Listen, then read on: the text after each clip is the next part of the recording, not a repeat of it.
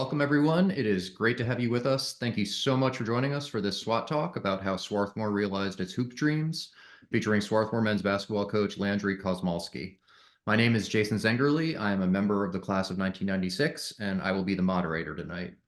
Before we get to Landry, I just wanted to go over a few preliminary pieces of business. SWAT Talks is a speaker series brought to you by the Swarthmore Alumni Council, of which I'm a member. Tonight's session will be recorded, so you'll be able to find it online at the SWAT Talks page on the Swarthmore College website within 2 or 3 weeks. If you're interested in watching previous talks, you can also find those on the SWAT Talks page. For those of you who are new to SWAT Talks, or for our regulars who are just needed a reminder, tonight will go like this. Landry will answer my questions for the first half hour or so, and then he'll spend the second half hour answering any questions you might have. Please ask your questions by using the Q&A feature at the bottom of Zoom, and please be sure to include your name and class year when you do so. I will collect those questions and will pose as many of them as I can to Landry during the Q&A session. So I'd like to introduce Landry Kosmalski, the Swarthmore men's basketball coach. A lot of surprising things have happened in the world since I graduated from college. There's the iPhone, pig-to-human heart transplants, Donald Trump getting elected president. But I have to confess, I think the most surprising development, or at least the most surprisingly positive development, has been Swarthmore becoming a college basketball powerhouse. Last season, Swarthmore went to the Final Four of the NCAA Division III basketball tournament. It was Swarthmore's second Final Four appearance in the last 3 NCAA tournaments. For the last 7 seasons, Swarthmore has been either the champion or the runner-up of the Centennial Conference, and it's now pretty routine for Swarthmore to finish each season ranked as one of the country's top 10 Division III teams. This success is in large part attributable to Landry Kosmalski. Landry grew up in Texas and attended Davidson College in North Carolina, where he played on the basketball team about 10 years before Steph Curry played there. After graduating from Davidson in 2000, Landry played professionally in Sweden and France for 4 years before returning to the U.S., where he coached high school basketball and also served as an assistant coach at Davidson. In 2012, Swarthmore hired Landry as its men's basketball coach. Since then, he's been named Centennial Conference Coach of the Year and the Middle Atlantic Region Coach of the Year 4 times. He's been named National Division III Coach of the Year twice, most recently last season. And although this was news to him when I told him about it a few weeks ago, he is Swarthmore's all-time winningest men's basketball coach.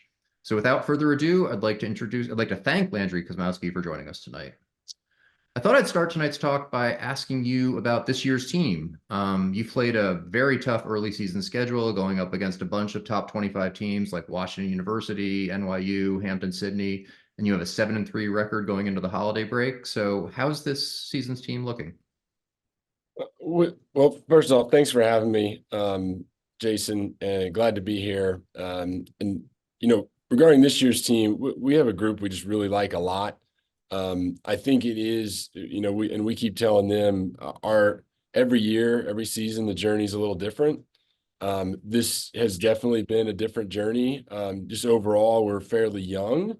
And when you add in, as you said, the challenging schedule, and you add in teams, chomping at the bit to get even with us for, the last few years of our success, it's been very challenging. Our guys have handled it great. And I do think that the challenging schedule, like we keep talking about, is only going to help us the rest of the season, and especially as we head into conference play again after the break. So you played Division I basketball at Davidson, and then you were an assistant coach there. What made you want to take a job coaching in Division III and coaching in Division III at Swarthmore? Well, I think, when I was young and I got into coaching, I was 26 years old. I got into coaching at Davidson first. And I think just like everyone, I just wanted to, be an assistant for like 10 years or so and then get a head D1 job. But as we all know, as you get older, your plans change. And for me, a big part of it was having our first child. I just realized, I don't know if I wanted to be in that rat race any longer, and how many times I may have to move, or what the lifestyle was like. And so I started thinking of other options. And about that time, I told people closest to me, like, hey, I'm thinking about something else. And one of the reasons it was specifically D3 was because I had coached high school, and I didn't think high school was quite the right level for me. And so, I was looking at other options, and Swarthmore, about that time, the job came open kind of middle of the season, a different time than most jobs come open. And I just did a little research and just really loved what I found out about the school. And then ultimately later that spring, when the process started, the interview process, just got involved and got up here and saw it for myself, and it just seemed like a great fit. So I was really fortunate to get the job. What did your like D1 colleagues think when you told them you were going to a place like Swarthmore? Like, what did Bob McKillop was the coach at Davidson at the time, pretty legendary Division I coach. Like, had he ever heard of Swarthmore? Like, what did he think about you going there? That's funny because when I first told him I was going to go for the job, he just said, "I don't know if that's a good job." Just I think he meant like based on how they had done, like, this is probably going to be really tough to be successful there.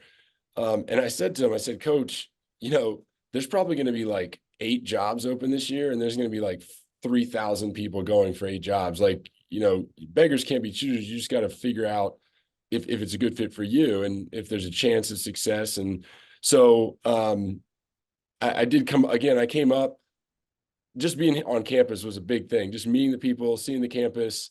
It just felt very similar to my experience as a player and coach at Davidson. I mean, there's a lot of similarities. I mean, size of school, the liberal arts, proximity to a bigger city. It just felt like a great fit. And my wife and I were open to a new adventure because we had a 10-month-old at the time. And, we were just like, where are we going to go? What kind of situation could be good for our family, which is now 2+ kids, 2 more kids. So it's just been a terrific fit for us. I mean, so what was your vision for the Swarthmore basketball team when you arrived? I mean, I think they were coming off a pretty bad stretch, right? Like 3-22, I think the previous season or something like that. Yeah. I mean, what did you think? What did you think you had there? What did you think you could do at a place like Swarthmore? Well, pretty much what we've done was I thought what we could do. And I think, when you're young, when I got the job, I was 34. I actually got the job a day after my birthday. And so I thought, oh, I'll just go in and we'll just do it right away. That's what you think when you're young, like you're just good enough to just do it. But it turned out obviously to be more of a process, which was a great process, difficult at times, but something I wouldn't have any other way, just how much we learned through a lot of the failures and struggle and adversity. So that was those first 3 years were really tough, but really that's why we're where we are today. I mean, was there a moment where you felt like you were turning the corner, or you felt like you had turned the corner, or was it sort of more gradual? Or can you point to anything in particular where you're like, this is starting to come together? Yeah, a couple of different experiences. One in our third year, we were young. We finished 11-14, but like toward the end of that year, we played Johns Hopkins here. They were like 12th in the country, and we were up 18 in the second half, and we lost like in the last 30 seconds. And at the time it was brutal loss when you're up that big. But they had juniors and seniors. They ended up going to the Sweet 16 that year. They were really good, and we just weren't quite ready. But we were showing signs that like we were almost ready. And then you go into the next year, and we had some good senior leadership. Our associate head coach Shane Leffler was a captain of that team as a senior. And we had a really good junior and sophomore class, and we went to the conference finals and lost. But and really that was the natural progression of things. I mean, it would have been nice to win against F&M that year, but we were not ready. But it gave us, a springboard for what we wanted to do. And the next year we went to the NCAA tournament, and then kind of, it's just been the same since then. When they hired you and Swarthmore hired you, what was the vision they sold you on, or how did they sell you on coming to a place like that, especially with the sort of lack of basketball success before you? Well, I'm glad you asked that follow-up because it reminded me of something I wanted to say earlier. One of the things about the vision, when I think at Division I, that it's very challenging to be a high academic school and compete with the blue bloods and compete with the Power Five. But at Division III, it's slightly different for a variety of reasons. And one of the things that our former AD Adam Hertz told me about was like, Williams and Amherst are peers in the liberal arts rankings. They've won national titles in recent history, and Amherst, I think, a couple. So you just see, hey, it's possible, and that's what we sold to recruits is this is possible. Williams and Amherst have done it. We're right there with them. There's no reason we can't do it. I mean, that was what we repeated for years and years and years. And, again, by like years 5, 6, 7, we had kind of actualized that vision. I mean, that it's funny because the questions that are piling up right now in the Q&A, and also that a couple people sent me even before this, was about recruiting. And, what are you looking for in the high school players you recruit, and how do you sell them on Swarthmore? And what are the challenges of recruiting at a place like Swarthmore? It's incredibly challenging. I mean, just to find, well, I mean, first we have to find people that are admissible, right? And that's challenging in our sport. I think in some other sports, there's a lot of high academic students, and basketball, and I'm a former basketball player. I can say this, we're just not one of those sports. So to just narrow it down and find enough people that are academically inclined and high enough from a missions standpoint is a challenge. And then the extra challenge is, and I know one of your questions you'd asked me, like, what do we look for, like academics or basketball first? And really it's kind of both, because what Coach McKillop taught me at Davidson, which is a great academic school, is if you want to have success in academic school, I think there's a temptation as a coach to say, hey, they're working so hard in the classroom, we'll take it easy when they're with us, even if that's a little bit subconscious. And he just taught us, he's like, look, we got to find guys who are passionate about both. Because if you're only passionate about one, let's say you're only passionate about basketball, well, you're really going to struggle academically. And when you're struggling academically, you're probably going to struggle for us, and vice versa. If you just come here and you're, passionate about academics, then you're going to probably be miserable coming to practice every day. And then maybe your academics suffer. So we wanted people to be just passionate in both areas, because and that's what we found. And when they can handle the challenges, which are significant challenges. I mean, Swarthmore, as you know, as an alum, I mean, just being a student without a sport is challenging enough. And just to add the sport where you're sacrificing and you're practicing, you're taking a lot of your time, it just takes a special person to do that at a really high level. So that makes the recruiting even more challenging. And then, as Shane would tell you if he were here, I'm very particular about which guys I like too. So there's 3 of these variables that make our recruiting incredibly time consuming and challenging, but also worth it, because you find the right people and you have a great time together for 4 years. And again, we've been fortunate to have some success along the way. Yeah, I mean, in Division 1, recruiting is like a whole thing. Coaches are on the road all the time. They either love it or hate it, but it's like a full-time job. I mean, at a place like Swarthmore, like how much of your time or your staff's time is spent on recruiting versus actually coaching the current team you have? It kind of depends on time of the year. I mean, out of season, it's mostly recruiting. In season, sometimes we've already got guys, going early decisions that we're done, or they're applying regular decision. So it tapers off a bit in season, but it is a full-time job. I mean, you want to have the right people, and that just takes getting to know them. It takes finding a way to see them in person. So it is time consuming. We're actually, I think we're really fortunate at our level where we don't have any of the time restrictions that the Division 1, Division 2 have. So we can recruit 365 days a year if we want. So we can kind of do it when we feel it's most beneficial for us, which gives us some good flexibility. I mean, when I was at Swarthmore, the men's basketball team, a lot of the guys on the team played another sport, whether it was football or baseball or even lacrosse. And I think most of them probably played on their high school teams, but they did other sports. They probably didn't play AAU. The high school teams they played on were not necessarily nationally ranked. When I look at the guys on your team now, I mean, they all played, or most of them I think played AAU. They played for teams that had national rankings, and their teammates went to Division 1 schools. It seems like the specialization has become so much more intense for all sports, but certainly for basketball. I mean, how do you sort of compare like today's Division 3 player at a place like Swarthmore versus the kind of player maybe 20 years ago? And do you think that sort of specialization and intense focus is a good thing or a bad thing? Yes. Um,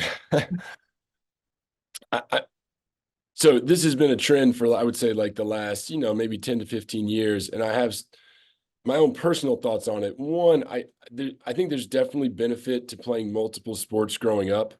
This, you may find this hard to believe, but sometimes I've evaluated players long enough that sometimes I see them and I know I can pick what other sport they played just from watching them play basketball.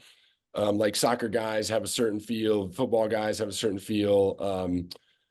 Baseball guy, like you can tell. So it adds a certain skill set.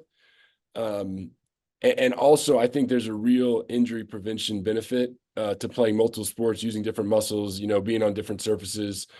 On the flip side, I think it's gotten so competitive that I think there is a certain age, if you do want to play in college, I think there is a benefit to going, hey, I'm a sophomore now or a junior in high school. I need to get exposure over the summer or in my off season. I need to work with a trainer to do like specific lifting to get more explosive or whatever the case may be. I think there is a benefit to that because if someone else is doing it and you're not, the reality is they're probably going to get noticed more or chosen over you. So I really see it both ways.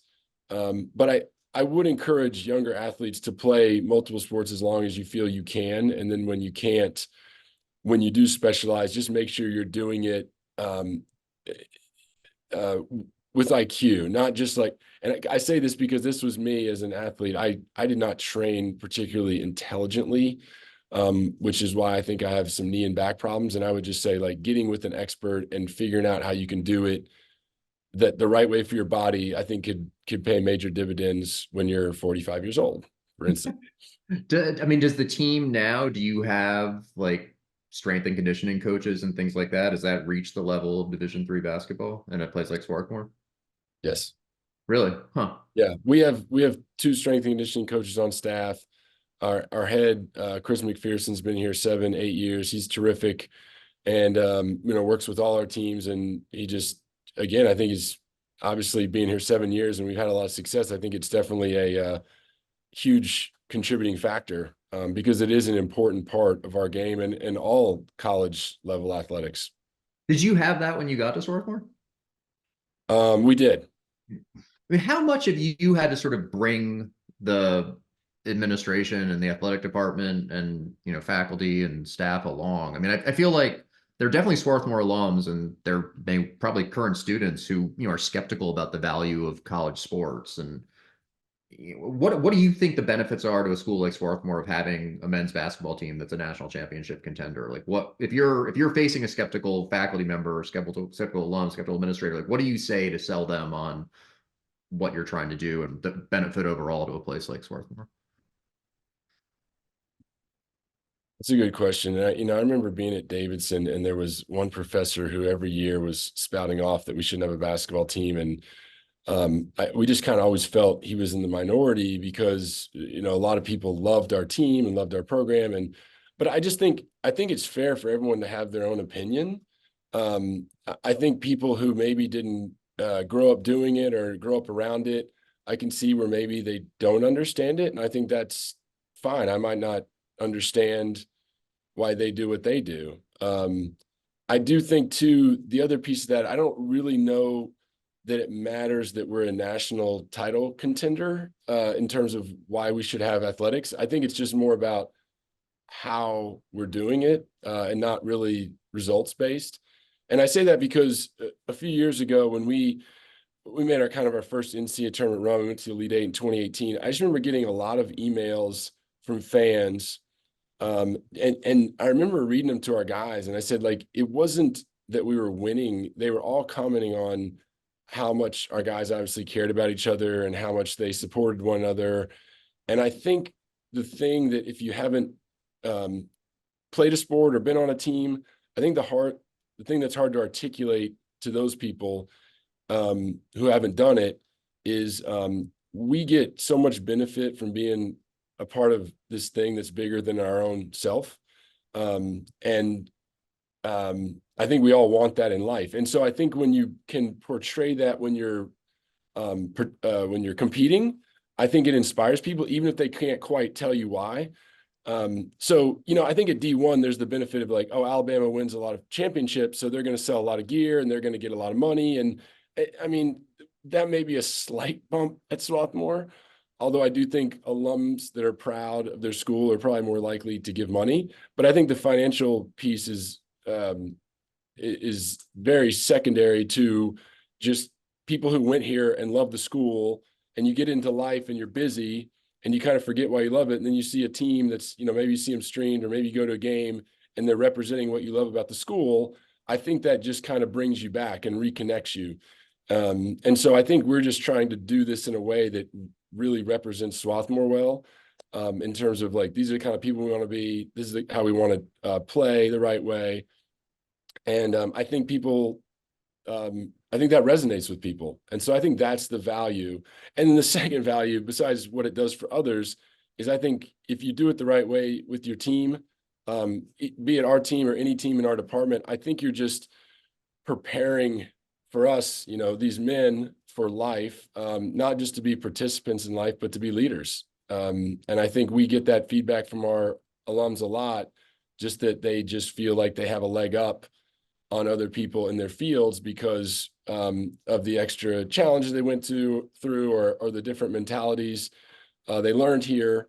And so we're just teaching them to be leaders and difference makers. And I think that is another benefit that is hard to get outside the realm of competitive athletics. Are there any particular fields or industries or jobs that, alums are sort of, crowded towards or directed towards, or is it pretty diversified among the guys who have played for you? It's pretty diversified. I would say in the last 5 years, we've had a lot of people in the financial realm. I think a lot of people come here and do econ and, they either want to get into investment banking or, private equity or venture capitalism, whatever. They're just getting into the financial field. And we're very fortunate that we've had some alums that are in that field that will mentor them and help them get connected with people. And they, again, because I think of the challenge of coming here and not only doing the classwork, but coming here 3 hours a day and doing this at a really high level, I think they're ready for some of those challenges, which, as we all know, when you're 23 years old and you're in investment banking, you're probably working 16, 17 hours a day. And I think you just have to be, have some experience going through some adversity to be ready for that. Has name, image, likeness come to Swarthmore basketball yet? No, I think it stayed out of D3 for the most part. Renatos isn't paying anyone to to There's been a sponsor. few small things, but I mean, it's not what we're reading about in the papers at some other places, to Yeah. say. So I mean, Josh Leffler, who was a Swarthmore grad who until last year was the head coach at Johns Hopkins, he left Hopkins over the summer to take a D1 assistant coaching job at Cincinnati. I mean, you addressed this a little bit earlier about why you were interested in the Swarthmore to begin with, but I'd imagine a lot of people in your position would look at these D1 jobs and think that's kind of where you want to go. I mean, what has kept you at Swarthmore and in D3 to this point? Is it your three kids basically? Well, it really, the easiest answer, Jason, is that I think we all want different things. And for me, I don't get caught up in, it's just not important to me to make a certain amount of money or to be on TV or to be at the highest level. For me, it's like, how can I do something that I love, and live a relatively balanced family life. And we've just found a great fit. We just moved this summer. We're like right across the street now. I mean, we're like right over by the rec fields, and our kids are on the rec fields or on campus or walk across the street and go to school. I mean, we're kind of living the dream. And, I think it's just, you hear like, don't mess with happy. I think sometimes that grass is greener on the other side, can be very tempting, but it's really hard to see that when you're so fulfilled in the phase of life that you're in. So my wife and I are happy, our kids are happy. It just doesn't really matter that much to us. We have a lot of questions piling up in the chat, so let me just go to those and start asking you those. This is from Alan Walsh. He says, "You're recruiting well, but I feel the key to our success is maximizing the players that we're getting. What is your key to motivating players, and how do you get them to work so hard?" Well, hello, Alan. Alan's been in an alumni game. He's been a loyal fan for a while. Um, you know, I think what we talk about every day is just about doing it for each other.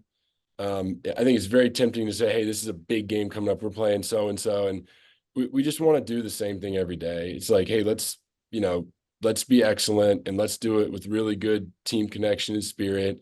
And let's let the results take care of themselves. And you have to talk about it every day because it's really easy to forget because you're hearing other messages from family members or fans or classmates or online. And we just have to just beat each other over the head with the message of like, we're doing this for the reasons we want to do it. And we think those reasons are, are the ones that speak most to our human nature. And they're not distractions like maybe some of the other messaging out there. I mean, is there on the kids, your players like get influenced by stuff online actually? I mean, are people like on social media saying stuff about them or the team, or how prevalent is that? I don't know. I'm not on social, so I'm not really sure. I Yeah. just know that at this age, I think they have a lot of distractions in their lives, and it's really easy to get caught up in a narrative that's different than the narrative we're talking about when we're together. So I think all our guys buy into what we're preaching and what our narrative is. But again, it's very easy to get distracted. So they believe it though, and now it's kind of ingrained. And but we're going to continue to talk about it. We're going to continue to try to live it every day. This question is from Peter Hansen. He says, "Can you expand on your comment that you were very particular about the players you want to recruit for Swarthmore?" Yeah, I knew someone was going to catch that. It's really hard to describe and articulate, and sometimes that that's hard with Shane, who's great. Sometimes I just he'll see a guy once and say you need to go see him, and I'll watch a game and I just don't like him, and it's kind of hard to put my finger on why, but the longer you do it, the more it's um, you just kind of have a feel for it. But I guess if I could, let me just break it down into three buckets. I think we try to say like we want guys who are smart, and that means like for us, like good basketball IQ, good feel. We like guys that are tough, and that's guys that are competitive, mentally tough, can play through mistakes and challenges, physically tough, stronger. As we learned years ago from team building group we had, is that physical toughness equals mental toughness. And the last thing is just unselfishness. And that's the one I think that's kind of hard to define, is just watching a guy and how he interacts with his teammates. Sometimes at a camp where they're just thrown together, which can be a little awkward at that age, but some guys just are leaders, or they just want to compete and be successful, that they just take it all in stride. So smart, tough, unselfish is really what we're looking for.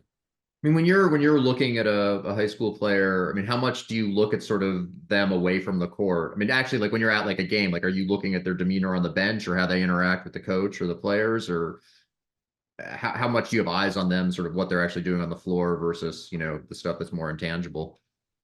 Yeah, that's a good question. And I do think that that is what we do, is try to watch that other stuff. So generally, like when we go to these events, we're watching a lot of academic kids, and then you kind of say, oh, after 2 hours, you're like, these are the three guys we want. And then we go, what I use the term, like put them under the microscope. Now I'm going to go watch every move you make. And a lot of guys, they don't pan out after that kind of scrutiny, because they will go to the bench and, throw a towel or hang their head or treat a teammate disrespectfully or not listen to the coach. And I mean, we all have bad days, but generally you can tell who's maybe a little more self-centered, self-absorbed. And we want guys, again, in that unselfishness bucket of recruiting. We want guys who are good teammates. And that's uh, sadly, that's getting harder and harder to find. Hmm. This is a question from Ray Steinmetz, class of 74, and it relates a little bit to something we already talked about. But he mentions in the 70s and 80s when a Swarthmore sports team would have some success, there'd be a backlash on campus because of the success. And he was wondering if there's any backlash like that these days at Swarthmore, and do you feel the full support of the administration with the success you've had? Yeah, thanks for the question, Ray. I have heard those stories, even from some alums like the 80s, 90s. It's definitely not like that now. in terms of like, the athletes are pariahs. There's not that vibe at all. And as far as our success, there's been no backlash. It's been the opposite. I mean, it's just everyone's been very supportive. I mean, even when we weren't great when I first got here, I mean, people were supportive about athletics and our team. And now that we've had the success we have, people are excited and even more supportive. So we fortunately haven't had any of those issues. David Tornquist, class of 78, is asking, how do you fit in and interact with the academic faculty in general? Um, that's a good question. I wish there was more interaction. We're kind of physically separated a little bit. And then in our season, we're just so down in a dark hole, like preparing for things that it's not quite as much as I would hope. But I would say in the off season, like we try to make an effort to get up the hill and get to events. And I think, I mean, I have good friends on the faculty. It's just I wouldn't say it's as many as I would like. I have a few really, really good friends, and then there's others out there that I know, and I wish I knew more. So, but the faculty here is great. I mean, they've been great for our players, and we've never had any like issues or conflicts. So that is one of the things I think I could do better is being a little bit more connected with this great faculty we have. It's just kind of been a little restricted. Daniel Werther asks, do you play in a regular pickup game now? Which maybe relates to some of the knee and back problems you mentioned. Yeah, I actually so playing overseas, you mentioned Sweden and France. My last year was in France, and my last game ever was on my 26th birthday, and I was like, I'm done because I had so many knee things that I was just like, and then I did try to play a couple years later when I was coaching high school, and I ended up on the floor with the spasm for like 2 weeks. I was like, it's not worth it. I'll just, do the elliptical and lift weights. I just don't have too much wear and tear to go and do this. And I'm very envious of people my age. My dad's friend, 71 years old, still playing in pickup games at the university he works at as a professor. And it's like, that wasn't my path, unfortunately. So at practices, you don't get out there and try to demonstrate. Well, the guys will tell you that sometimes I just can't help myself, and I do. But I mean, it's for like 5 seconds. But I do take a lot of pride in trying to put a shot in their eye. Doesn't really go my way a lot because I can't move, but I can't help it sometimes. Daniel Glessner asks, please describe your coaching philosophy. Who have been your biggest influences on your philosophy and why? And has your coaching philosophy changed at all over the years? That's a good question.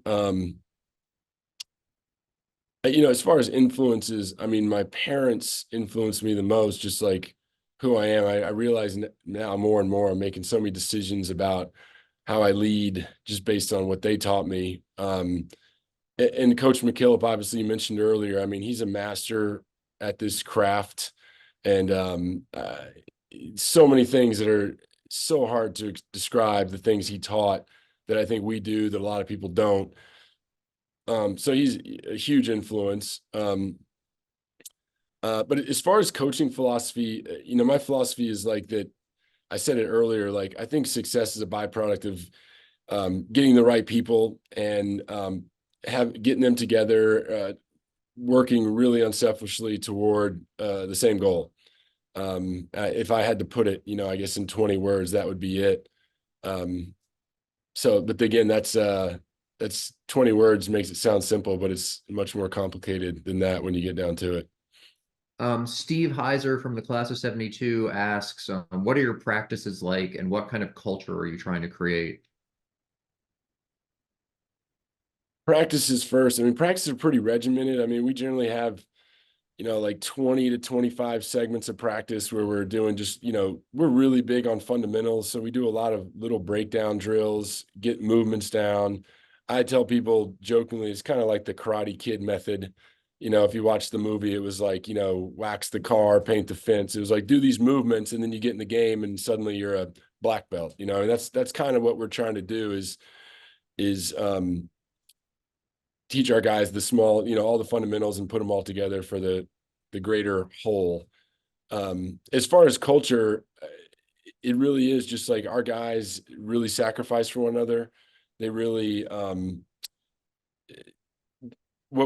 think I said this earlier, it's getting harder and harder to find people who aren't self-centered. And what I mean is, I think we live in a society where, putting something about yourself and self-promotion on social media or making yourself the center of attention is very much incentivized.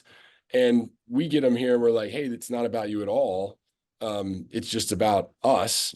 And so you got to give up all your own personal goals and desires for the good of the team. And it might be this role where you're going to be this guy in practice that helps a ton. It might be this role where you're going to play 35 minutes a game, but all those roles, while different, your status is still the same. We're all equal, and we make sure everyone feels that way. And then we all go out and try to embrace and execute our roles, coaches included.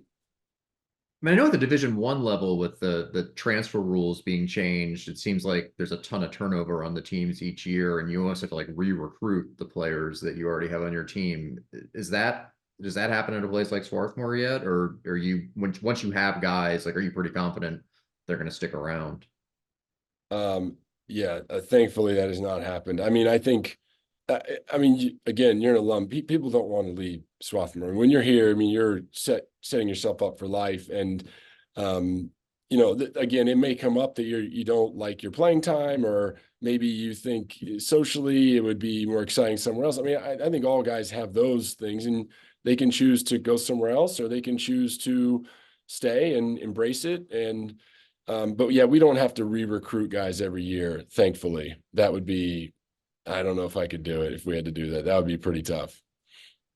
Jim Becker, the class of 74, asks how your recruiting has changed from when you first started developing a program to recent years when you built one of the best programs in Division III. And he also wonders how many of your players could play for or at least make a Division I team. The recruiting, as far as changing, I got some really good advice from our men's soccer coach, Eric Wagner. I guess throughout my third, fourth year, as we were getting better, he said, he said, we did this, and you might want to be careful about, like, when you get good, sometimes you try to go out and get like what we would call the ones, like the, guys who could maybe like they're borderline or possibly Ivy League players, like Division I players. And it is tempting because you go, hey, to sustain this, we got to get really good players. But a lot of times at our place, the best players are what we would call like the threes, who are just really good fits, and they come in and work and they become ones. And so I think, finding the right fit is the key. But again, when as good as we've gotten the last 5 or 6 years, you still need to balance that with getting the right amount of talent. So it is a tricky balance. And we've just been fortunate to get guys that, have fit the bill. As far as guys on our team that could play, it's different every year. I mean, we've definitely had guys who could have played D1. I think, with the COVID year, our two seniors might try to go do that next year if there's an opportunity.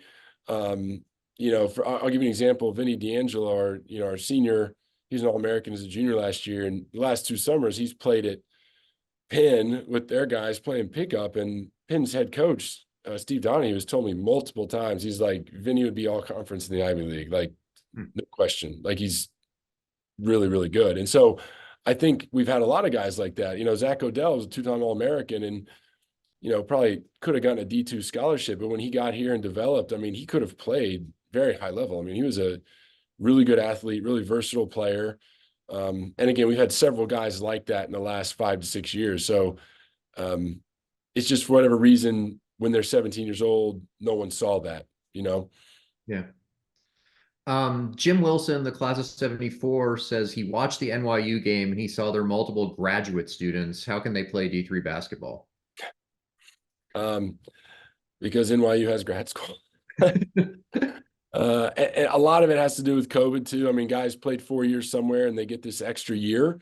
So they go get, an academic benefit, going to a good school, in a program that's a year, and they get to play an extra year basketball. So I think it's definitely advantageous for, the schools that have grad school, but we don't begrudge them that. I mean, it's an opportunity for those players to get an academic experience and something that's going to help them the rest of their lives. And we'll just have to figure out the basketball part on our end. Charles Horton from the class of 96, my class, he's a football and lacrosse player. He says he has a junior in high school who's looking to be recruited and has interest in D2 and D3 schools. How much does reaching out to a school, especially if they're not in the same part of the country as the school they're interested in, matter? Or do AAU teams and camps represent the primary recruiting method for D3? I think it's both. I mean, reaching out always helps. And we go to those camps, usually like June, July, August, and we have a list of people that have written us. Now the email itself isn't enough because a lot of people write us and, we can't go around and watch everyone. So it has to be more like we need the academic information and ideally some film that shows like we can watch and go, hey, this is someone we need to see in person, or not. So I think, but reaching out definitely is worthwhile. Writing the program and just telling a little about yourself and providing academic info and film would be very beneficial. Mark Haley asks, what type of offense defense do you teach? Offensively, we play pretty fast. I mean, we like to push it on makes and misses and just try to keep the pressure on the D. And then defensively, we found what works for us is just kind of what we call scouting report Ds, using the IQ of our players to, take advantages of the weaknesses of the opponents. And that's a little bit of a fine line of like giving them information that can be beneficial while giving them too much information and they freeze. So we've tried to find this middle ground of like, hey, let's give you a little information on this guy and then just go play. So that's, I guess, in a nutshell, that's a little bit about our system. Melissa Grigsby, who's a women's basketball alum from the class of '09, wonders how you're integrating and leaning on your alumni to create a network for your players and their present and future endeavors. Yeah, and that's something we've really pushed the last 3 to 4 years. It takes a while, when you're new to get to know people you didn't coach that, are your age or older. And we've just been, again, really fortunate to have some great support and some really loyal alums who have stayed in contact and who come to games, who write emails or who offer their services, to be mentors, or help our guys in certain fields. So as I've gotten to know more and more of those, what we've done is just created we've got a big spreadsheet of all the alums, and which fields they're in. And just, when people are getting ready for those internships and jobs, they, access that spreadsheet and they can start reaching out to certain alums for either, connections or just advice. And we found that to be very beneficial. And I think because a lot of our guys have had that help, I know they're going to pay it forward and do the same.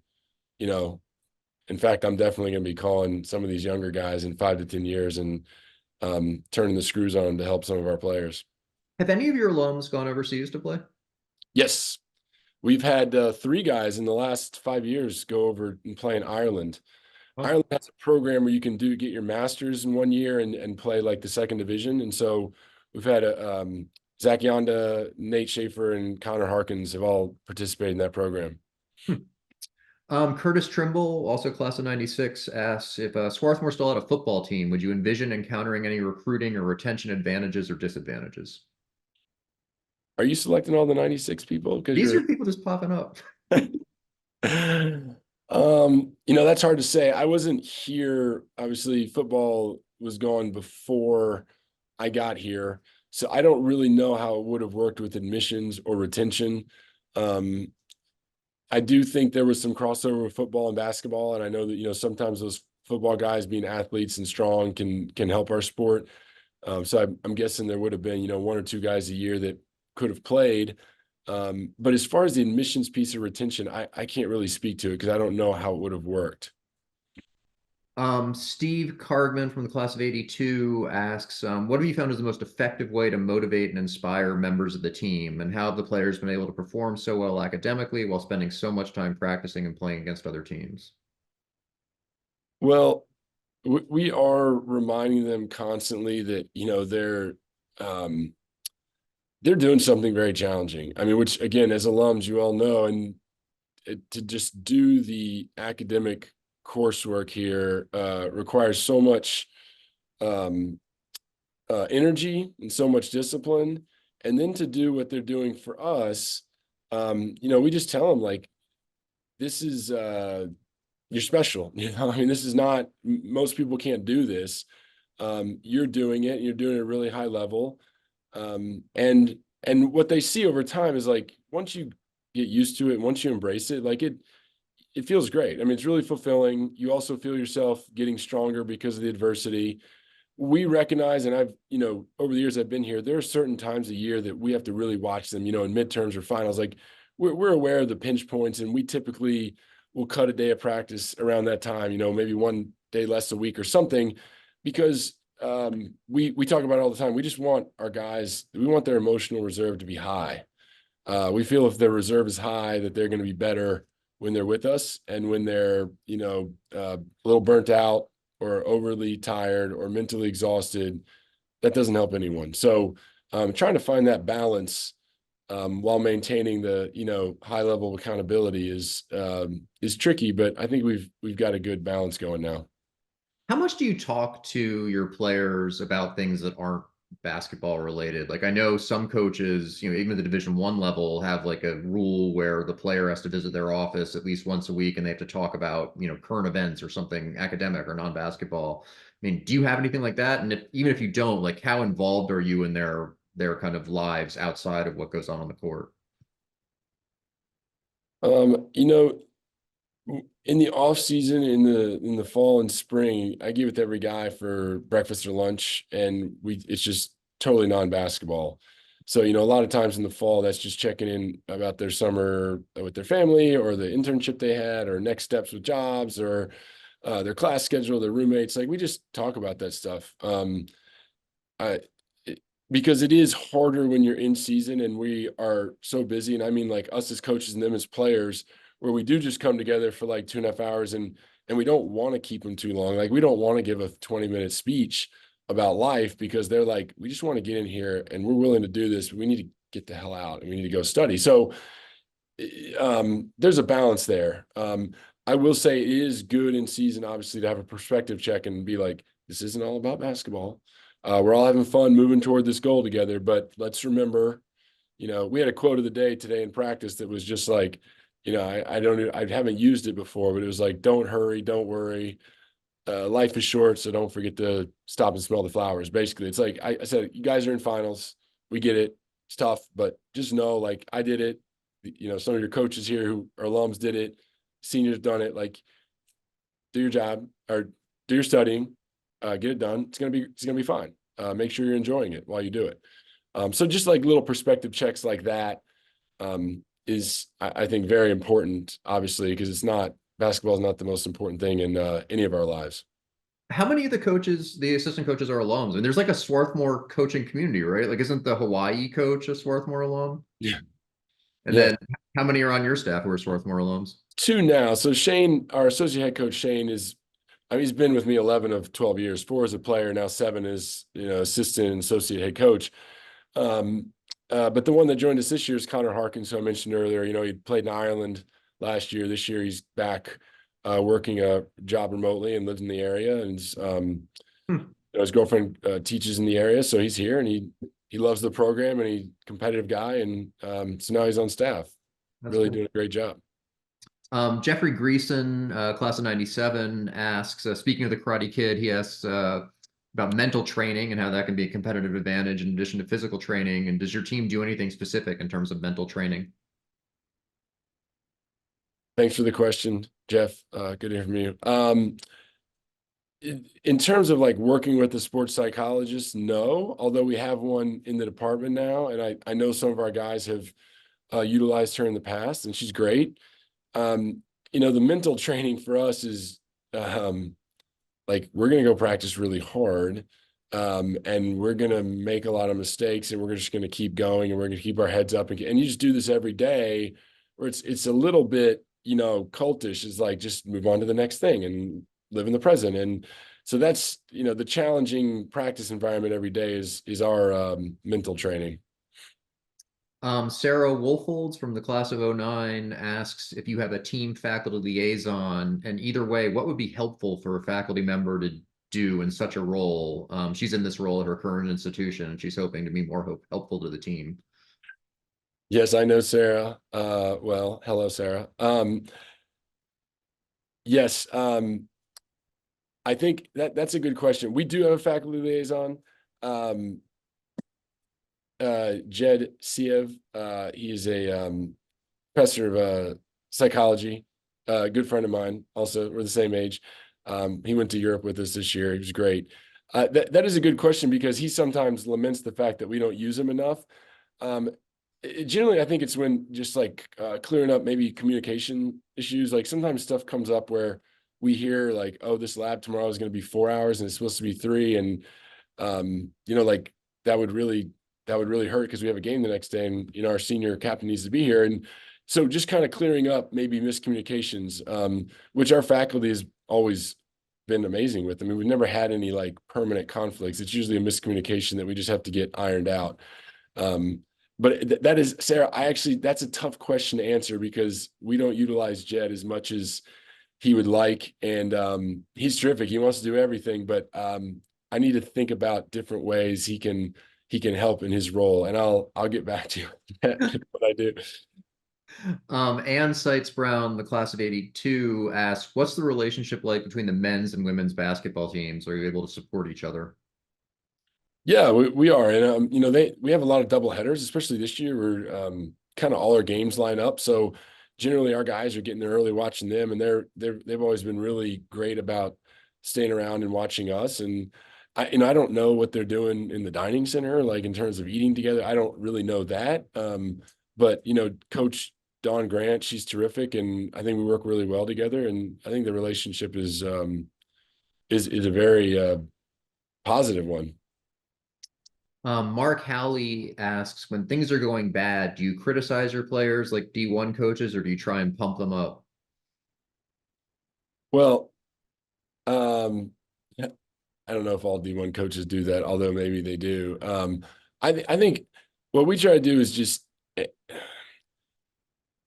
what I know from my time in coaching is I know when a guy has more to give. And sometimes you don't in that competitive situation, be it practice when it's moving faster, game, you don't have time to have that kind of conversation, like philosophically, like, I know you're better than this. It's typically like what we call battlefield communication, which is like, don't do that, do this. And we can talk about it later, but right now, you just need to do this better. And I mean, most guys handle that well. I mean, again, if you go back to what you asked earlier, is, how well do we know each other? Well, if I were only here as a coach telling them what to do, maybe they don't listen as much. Maybe the trust level is not as high, but I think they know, and I know about them. Like, we trust each other. And so in those moments, they can say things to me, or I can say it to them, or our other coaches can say to them, and we're just going to do it because we're looking out for our best interests. So I don't know if it's criticizing as much. I can tell you what we will never do is after a game, it would never be like, well, the players were terrible and that's why we lost. Like, I don't think that's good leadership. You win together, you lose together, and there's no finger pointing for sure. Tom Lee, who's Williams College class of 1973, asks, what are the other teams to watch for in the Centennial Conference this year? Well, I mean, just it's hard to say. I mean, the conference is good top to bottom. I would say early on, Franklin Marshall has been playing really well. They've got an experienced group, a lot of guys that have played, since they were freshmen, and now they're junior seniors. So they're obviously very good team. Johns Hopkins is good again, as they usually are. Gettysburg has done a really good job. They have some really good players now. The coach is doing a terrific job. So I think those are the three I've noticed so far, but we haven't played everyone yet. We've only played 4 conference games, and I'm just looking by scores, so it's kind of hard to say. You said earlier that, now that you've achieved what you've achieved, like teams get up for you. It's almost like you have a target on your back. I mean, do you feel now that like when you go into other gyms, like Swarthmore is a big game for them? Oh, absolutely. We felt that for 5 years. I mean, after we went to the tournament the first year in 2017, we noticed it the next year. And we tell our team all the time. We tell them that story all the time because I remember about 8 games in, I came to my office and put my head on the desk, and we had won, that game, but it felt like everything was like so hard because everyone was playing just above their normal level. It was different than what you saw on film when you scouted them, or they put in a different game plan. It was just the motivation to beat the team that had done really well the year before was just so high. And I was complaining about it. And I went to our team and I said, you know what, we just have to like embrace this. This is only going to make us better, but we have have to have the right mentality. And me having the pity party in my office after the game is not the right mentality. So the right mentality is like, hey, we're lucky to get everyone's A+ game, because a lot of times they're getting each other's C+ or B- game. So A+ games every night, it's only going to make us better. And that has proven true over the last 5 years. It's just made us stronger, all the adversity. We're pretty much out of time. There are a lot of comments that weren't even questions, just people talking about how happy they are that Swarthmore is good at basketball and how grateful they are that you have helped them achieve that level. I thought I'd just end with one comment. It's from Michael Jones, who's the parent of a Swati. He says, my son was a member of the COVID year recruiting class. He's no longer with the team, but I wanted to thank Landry for recruiting my son to Swarthmore. He'll be graduating with a double major in applied math and physics this May. Even though he never got to play for you, we never regretted the decision to come to Swarthmore. So I thought that would be a nice way to end it. It didn't even have anything to do with basketball, but yeah, lots of comments just expressing their excitement and gratitude for having a team like this to root for.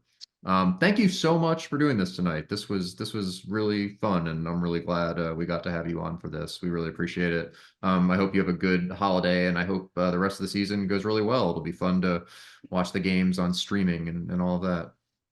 Well, thanks for having me, and I appreciate all the questions and just everyone tuning in. I really didn't think anyone would want to hear anything I had to say, so I was pretty surprised by the alums, especially from the '70s, having a lot to ask. I appreciate it, and just happy holidays to everyone. And again, thank you for attending tonight. Thank you everyone for watching. We will see you next year. Thanks a lot. Night.